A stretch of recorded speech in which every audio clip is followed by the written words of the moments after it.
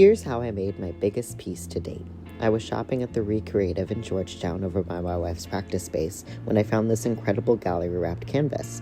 I asked the lady at the counter to take my picture with it, for scale, to get my wife's permission to bring it home and see if it would fit in the car with all the amps and pedal cases and guitars and gear. I'll be completely honest with you, I had no idea what I was going to do with this thing, and then I got invited to be a part of this incredible Tea for Tea art show here in Seattle, in my neighborhood in fact, and I could see what it was going to be instantly, and I mocked it up right away. My high school art teacher would be so proud of me. I haven't mocked up anything in years. This piece is inspired by Gustav Klimt's The Kiss, which has always been one of my favorites, and my most very favorite thing, my beautiful, beautiful wife.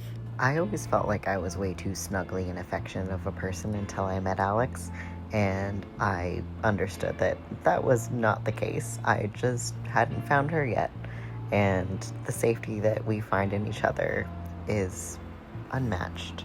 And there was just nothing else that I could even consider making this piece about other than the safety I have with her. So I made a few smaller mock pieces to test out my materials and see what I wanted to do. Set up my canvas and I got to work. Alex left me this sweet note to remember to eat.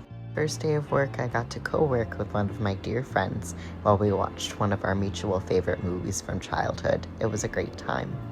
Alex got to come home early from work, which really kept my spirits up, and she drew these really funny little comics while she was at work for me. No one ever brings me art, even more comics, which are my favorite form, and it just made me so happy. The next day, I took a few hours off working in the morning so that I could go help my friend push her dead moped up the hill, a la Kate Bush. It took us a while, but we made it home and had a fun time. I walked home through the park and saw some Tea for Tea graffiti. It was some great inspiration. Took some time to cool off, and then got back to work. I started to feel unwell, and then the next day, Alex convinced me to go to the hospital because I'd been having some neurological pain. How gentle Alex is with me and the care that she shows me never ceases to amaze me. I feel so lucky. The next day I came back, and after a little rest, I was able to continue working on my painting. Alex took some great pictures of me while I was working. She captured me getting some black paint on the yellow background, me stressed on how to cover it.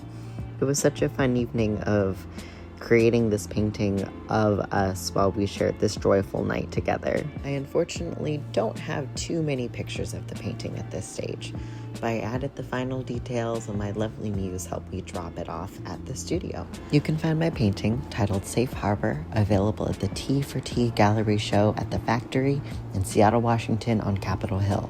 The reception is June 12th. This piece represents the safe harbor that I come home to.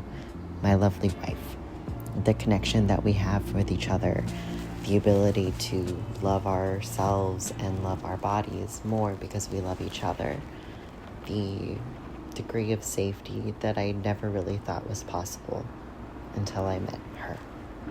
Happy Pride, y'all. Tea for tea. Tea for tea forever. I love you, Alex.